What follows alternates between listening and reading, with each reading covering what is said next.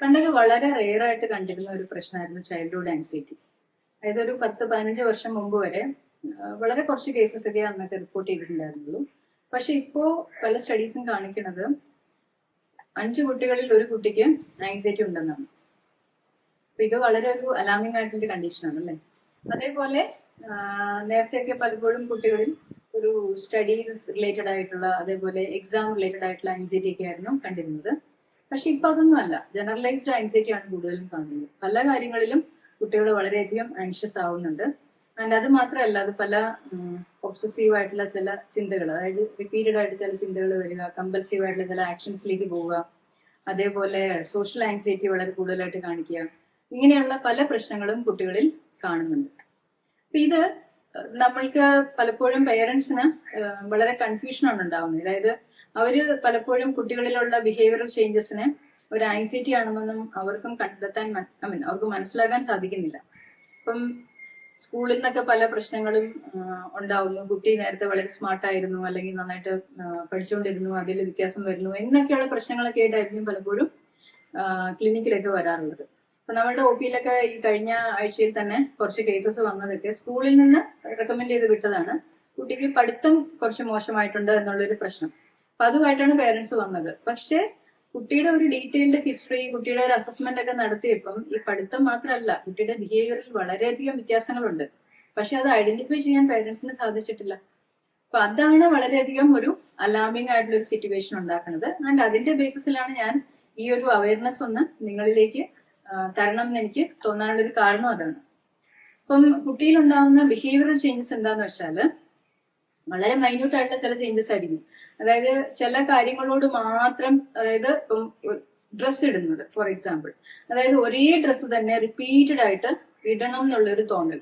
അപ്പൊ അത് വാഷ് ചെയ്തിടുന്നു, അതിനുശേഷം ഉണങ്ങി കഴിയുമ്പോൾ അത് തന്നെ വീണ്ടും എടുത്തിടുന്നു, വീണ്ടും വാഷ് ചെയ്ത് കഴിഞ്ഞിട്ട് വീണ്ടും ഉണങ്ങിയതിന് ശേഷം അത് തന്നെ ഇടുന്നു. ഇങ്ങനെ റിപ്പീറ്റഡ് ആയിട്ട് ഒരു ഡ്രസ്സിനോട് മാത്രം കാണിക്കുന്ന ചില ഒബ്സഷൻസ്. അതേപോലെ ചില ഫുഡ് ഐറ്റംസിനോട് കാണിക്കുന്ന ഒബ്സഷൻ, അതായത് ഒരേ ഫുഡ് തന്നെ കഴിച്ചുകൊണ്ടിരിക്കുക. അതായത് ഫുഡ് പാക്ക് ചെയ്ത് കൊണ്ടുപോകുമ്പോഴാണെങ്കിലും വീട്ടിൽ കഴിക്കുമ്പോഴാണെങ്കിലും, ഇപ്പൊ ദോശ കഴിക്കുന്ന കുട്ടിയാണെങ്കിൽ എല്ലാ നേരവും ദോശ തന്നെ കഴിച്ചാൽ മതി, വേറെ ഒന്നും കുട്ടിക്ക് വേണ്ട, ആ രീതിയിലുള്ള ഒരു അപ്രോച്ച്.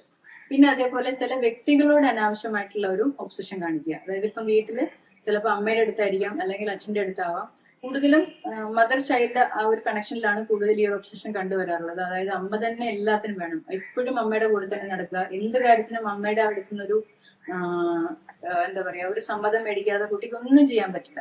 ഈവൻ ഒന്ന് ടോയ്ലറ്റിൽ പോകണമെങ്കിൽ പോലും കുട്ടിക്ക് അമ്മയുടെ അടുത്ത് ഒരു പെർമിഷൻ വേണം, അല്ലെങ്കിൽ ബുക്ക് വായിക്കണമെങ്കിൽ അമ്മയുടെ അടുത്ത് പെർമിഷൻ വേണം, പുറത്തിറങ്ങണമെങ്കിൽ അമ്മയുടെ അടുത്ത് പെർമിഷൻ വേണം. അങ്ങനെ എന്തിനും അമ്മയുടെ പ്രസൻസ് വേണം, അമ്മയുടെ പെർമിഷൻ വേണം. അമ്മ ഇല്ലാതെ ഒന്നും ചെയ്യാൻ പറ്റില്ല എന്നുള്ള തോന്നൽ. അമ്മയെ കാണാണ്ടായി കഴിഞ്ഞാൽ പെട്ടെന്ന് അതിലൊരു എന്താ പറയാ, വല്ലാണ്ടൊരു ബുദ്ധിമുട്ട് കാണിക്കുക. അമ്മ തിരിച്ചെത്തുന്നവരെ അമ്മയെ ഫോണിൽ ഇങ്ങനെ കോണ്ടാക്ട് ചെയ്തുകൊണ്ടിരിക്കുക. അപ്പൊ അങ്ങനെയൊക്കെയുള്ള ചില ഒരു ഒബ്സസീവ് ആയിട്ടുള്ള ചില ബിഹേവിയറുണ്ട്. പിന്നെ അതേപോലെ കോൺസ്റ്റിപ്പേഷൻ റിപ്പീറ്റഡ് ആയിട്ടുണ്ടാവുക. അതായത് ബവൽ മൂവ്മെന്റ്സിൽ ഉണ്ടാവുന്ന ചില വേരിയേഷൻസ് ആണ് കൂടുതലും, പക്ഷെ അത് കൂടുതലായിട്ടും കണ്ടുവരുന്ന കോൺസ്റ്റിപ്പേഷൻ എന്നുള്ളൊരു പ്രശ്നമാണ്. അതിനുള്ള റീസൺ എന്താന്ന് വെച്ചാല് അതായത് ഇവർക്ക് ഇവരുടെ പല കാര്യങ്ങളും പല സിറ്റുവേഷൻസിലും ഇവർ വളരെയധികം ഹെൽപ്ലെസ് ആവുന്നുണ്ട്. ഈ ഹെൽപ്ലെസ്നെസ് ആണ് ഇവരിൽ ഒരു ആൻസൈറ്റി ഉണ്ടാക്കുന്നത്. അപ്പം അവർക്ക് കൺട്രോൾ ചെയ്യാൻ പറ്റുന്ന ചില കാര്യങ്ങളിലേക്ക് അവര് ഓവർലി കൺട്രോൾഡ് ആവുകയാണ് ചെയ്യുന്നത്. അതുകൊണ്ടാണ് ഈ ഡ്രസ്സിലേക്ക് അവർ കാണിക്കുന്ന കൺട്രോള്, അതേപോലെ ഫുഡിൽ കാണിക്കുന്ന കൺട്രോള്, അതുപോലെ അവരുടെ ബവൽ മൂവ്മെന്റ്സിൽ അവർ കാണിക്കുന്ന കൺട്രോളൊക്കെ അവർക്ക് കൺട്രോൾ ചെയ്യാൻ പറ്റുന്ന അവരുടേതായ ബോഡിലി ഫങ്ഷൻസിലേക്ക് അവർ കൂടുതലായിട്ട് കൺട്രോൾ കൊടുക്കുന്നു. അത് കുളിക്കുമ്പോഴോ അല്ലെങ്കിൽ വേറെ എന്തെങ്കിലും കാര്യങ്ങൾ ഡെയിലി റുട്ടീൻസ് ഒക്കെ അവരെങ്ങനെയാണോ ചെയ്തുകൊണ്ടിരുന്നത് ആ ഒരു പർട്ടിക്കുലർ രീതിയിൽ തന്നെ, അതായത് ഇപ്പം മഗ് എടുത്തിട്ട് കുളിച്ചു കഴിഞ്ഞിട്ട് മഗ് ബക്കറ്റിന്റെ സൈഡിൽ വെക്കണമെങ്കിൽ അത് അങ്ങനെ വെച്ചാൽ മാത്രമേ അവർക്ക് അവിടുന്ന് കംഫർട്ടബിൾ ആയിട്ട് പുറത്തിറങ്ങി വരാൻ പറ്റുള്ളൂ. ഞാനിതൊക്കെ പറയുന്നത് വലിയ കുട്ടികളെ പറ്റിയൊന്നും അല്ല, ഇതൊരു 5 വയസ്സ് 6 വയസ്സുള്ള കുട്ടികളെ പറ്റിയാണ് ഞാൻ ഈ സംസാരിക്കുന്നത്.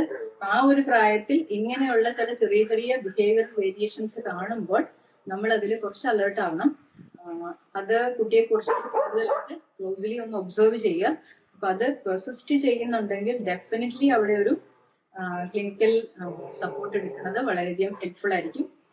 പിന്നെ ഈ എന്തുകൊണ്ട് ഇങ്ങനെ ഒരു ആങ്സൈറ്റി ഉണ്ടാവുന്നു എന്നുള്ളതും ഒരു ചോദ്യമാണ്. എപ്പോഴും നമ്മൾക്ക് ഒരു പർട്ടിക്കുലർ റീസൺ മൂലം ഈ ആങ്സൈറ്റി ഉണ്ടാവുമെന്ന് നമുക്ക് പറയാൻ പറ്റില്ല.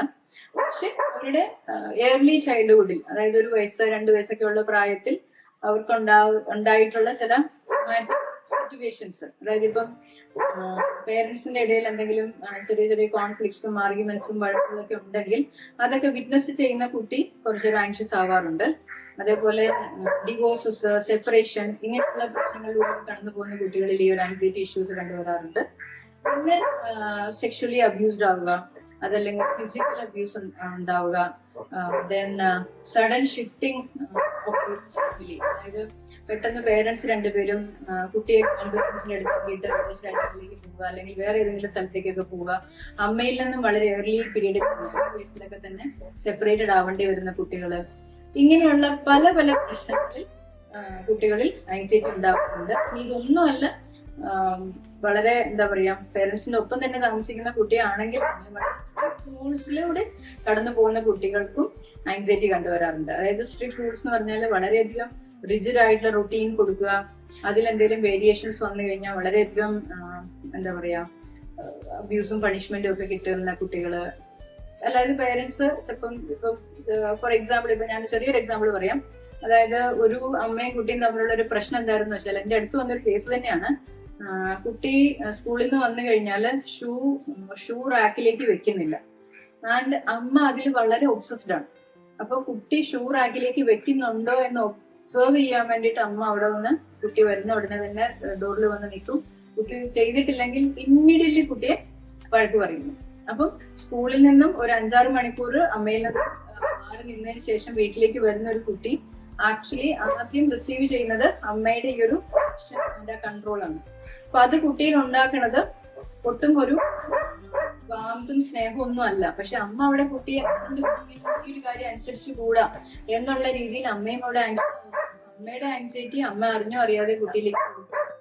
ഞാനിതൊരു എക്സാമ്പിൾ ആയിട്ട് പറഞ്ഞതാണ്. കാരണം ഇങ്ങനെ ചില ചെറിയ ചെറിയ ഇൻസിഡൻസ് പോലും കുട്ടികളിൽ ആങ്സൈറ്റി ഉണ്ടാക്കാറുണ്ട്. അപ്പോ ഈ ഒരു ആങ്സൈറ്റി എന്ന് പറയുന്നത് ഇപ്പം അതൊരു ജനറ്റിക്കലി ട്രാൻസ്മിറ്റ് ചെയ്യുന്നൊന്നും അല്ല.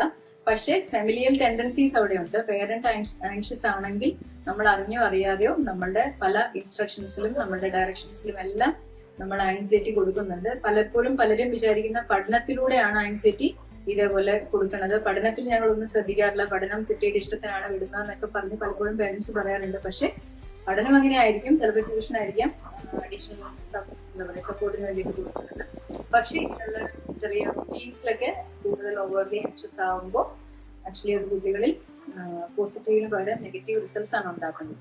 അപ്പൊ നമ്മള് ശ്രദ്ധിക്കേണ്ടത് എന്താന്ന് വെച്ചാല്, ഇങ്ങനെയുള്ള ചില ചെറിയ ചെറിയ ബിഹേവിയറൽ വേരിയേഷൻസ് ആണെങ്കിൽ പോലും നമ്മൾ ശ്രദ്ധിക്കുക, ചൈൽഡ്ഹുഡ് ആങ്സൈറ്റി ഒട്ടും നല്ലതല്ല. കാരണം അത് പിന്നീട് പല മെന്റൽ ഹെൽത്ത് പ്രശ്നത്തിലേക്കും ലീഡ് ചെയ്യാവുന്ന ഒരു പ്രശ്നമാണ്.